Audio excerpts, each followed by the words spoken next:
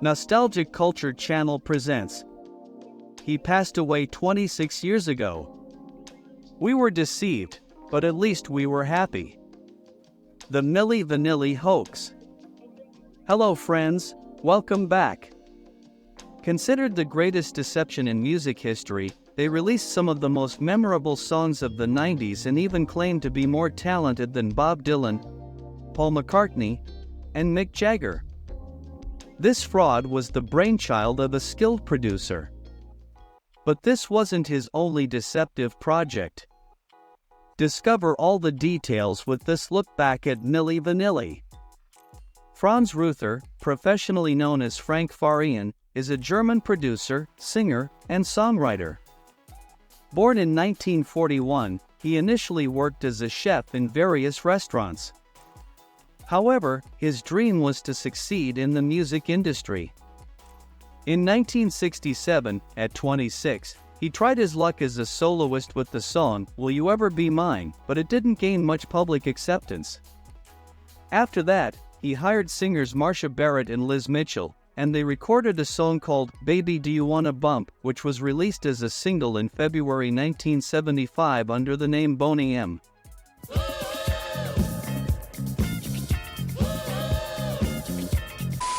The song was an unexpected hit, and soon the public wanted to hear more from Boney M, discover who they were, and see them on television. Frank Farian was the male voice on the track, but he decided he didn't want to be part of the group visually.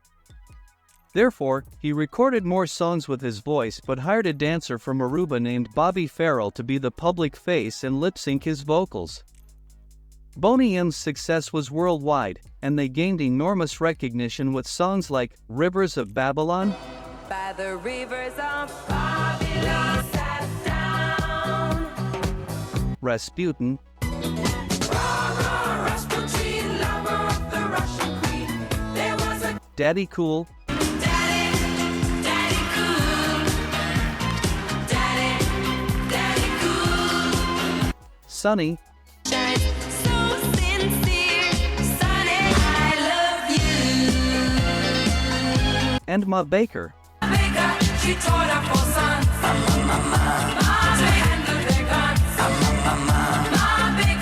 The fact that Bobby Farrell wasn't actually singing and that the voice was Frank Farian's wasn't revealed until many years later, and even today, many people don't know this. Many criticized Farian for creating a group where the people recording the music and those appearing in public were different. However, this didn't stop him from doing it again, this time with a global impact until he was exposed.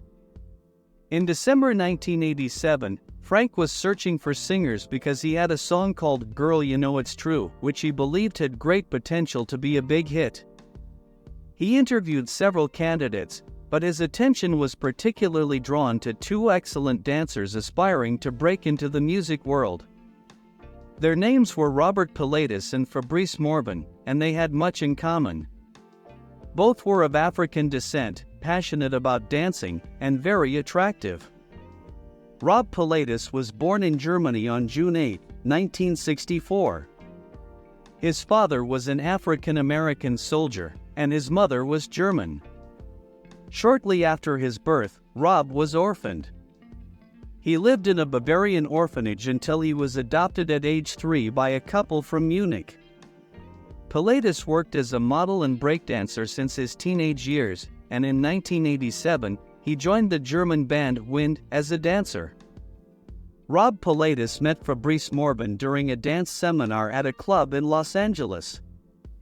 They reconnected again in Munich and became very good friends.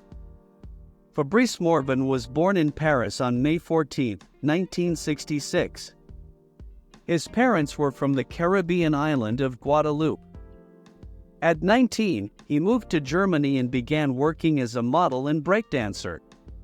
Rob and Fabrice agreed to sing the song that Frank proposed to them and were very enthusiastic about the opportunity. However, after the auditions, Farian was not convinced. They danced much better than they sang.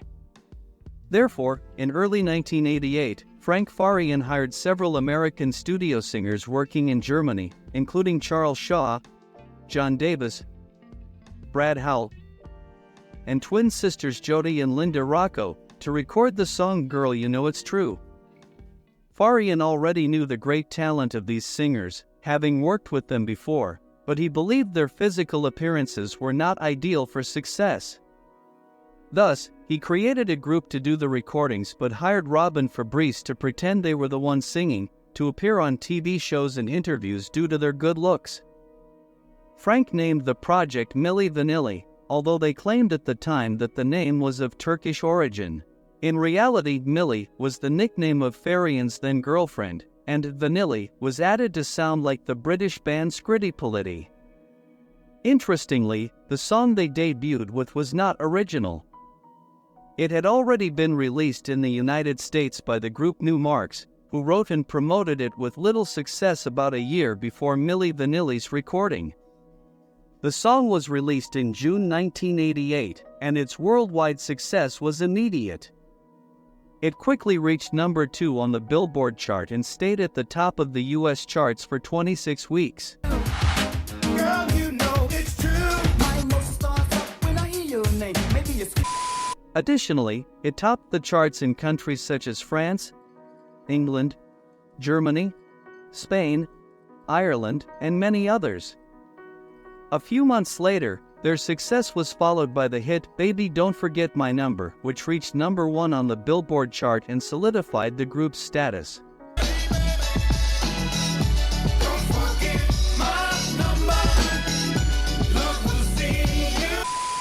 Milli Vanilli's first album, titled All or Nothing, was released in Europe with enormous success in November 1988. Shortly after, it was re-released in the United States, just like Girl You Know It's True, achieving great acceptance and highlighting other songs like Blame It on the Rain,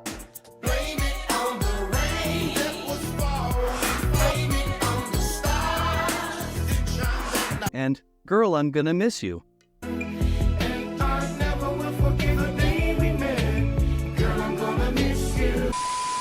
Initially, Rob and Fab were not suspected by the press because their fame was mainly limited to Europe. However, when they arrived in the United States, suspicions began to arise. During interviews, they both spoke English with a very strong German accent, unlike the vocals on the record, which sounded very American. Since no lie can remain hidden for long, it was only a matter of time before the truth came out. The beginning of the end came in December 1989, when singer Charles Shaw told a reporter from the New York newspaper, Newsday, that he and another person were the real voices behind Milli Vanilli. However, Frank Farian paid him a large sum of money to publicly retract his statement, and the news did not spread widely. Farian didn't want the group to tour North America, but due to their immense success and pressure from the record label, the group agreed and ended up performing shows with lip-syncing, or playback, essentially moving their lips and pretending to sing. Everything was about to be exposed when, during a show in Connecticut, the backing track malfunctioned, causing the chorus to repeat several times, revealing the playback. Rob and Fab ran off the stage and nearly got caught.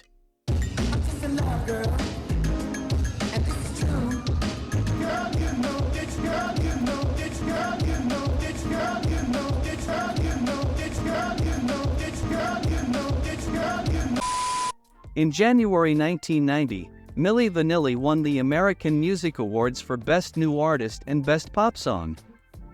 A month later, at the Grammy Awards, they were awarded Best New Artist.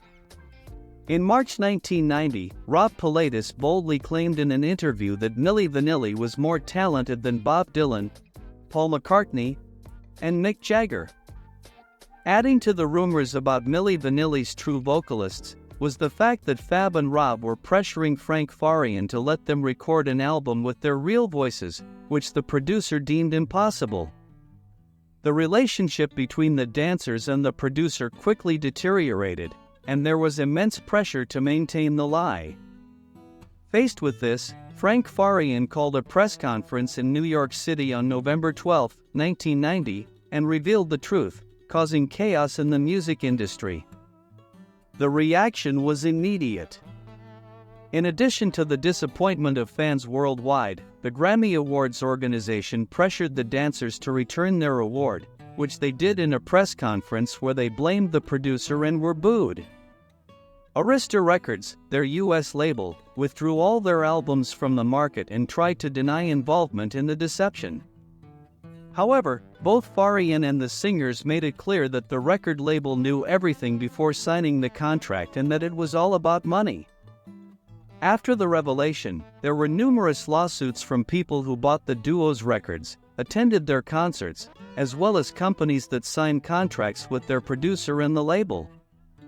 During 1991 and 1992, the real voices of Milli Vanilli released 2 albums under their real identities, but these works did not achieve commercial success. Meanwhile, Morvan and Pilatus moved to Los Angeles, and in 1993 they released an album titled Rob and Fab, where they sang with their real voices, but it also failed. They attempted once more in 1998 and again did not succeed. The weight of the scandal was too much and likely prevented Rob and Fab from succeeding as genuine singers. Fab Morvan handled the failure better, attempting a solo career and working as a DJ. However, his partner Rob Pilatus began a downward spiral in early 1995, involving several acts of aggression, street vandalism, assaults, and attempted thefts. He spent some time in prison and became addicted to illegal substances. Farian paid for Pilatus to spend 6 months in drug rehabilitation before returning to Germany from the United States. On April 2, 1998, Rob Pilatus was found dead in a hotel room in Frankfurt, Germany. The autopsy determined the cause was an overdose of alcohol and prescription drugs.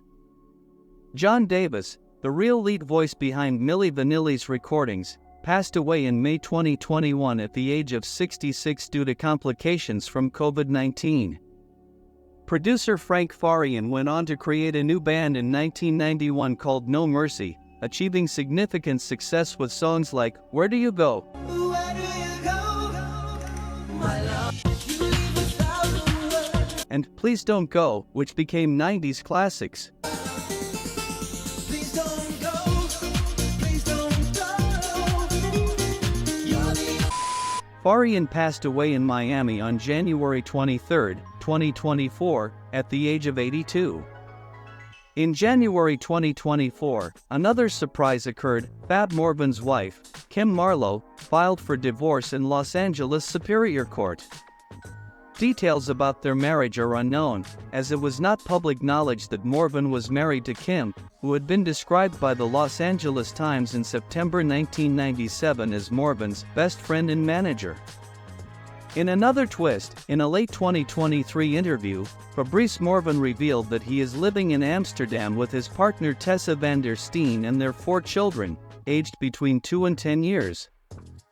Frank Farian was undoubtedly very talented, and today many even appreciate the deception perpetrated with Milli Vanilli, as at least we are left with some great music to enjoy. Well friends, that's our look back at Milli Vanilli. Leave your opinion about this controversial group in the comments. Remember to watch more content on our channel to keep learning about great artists, and we'll see you soon with another video.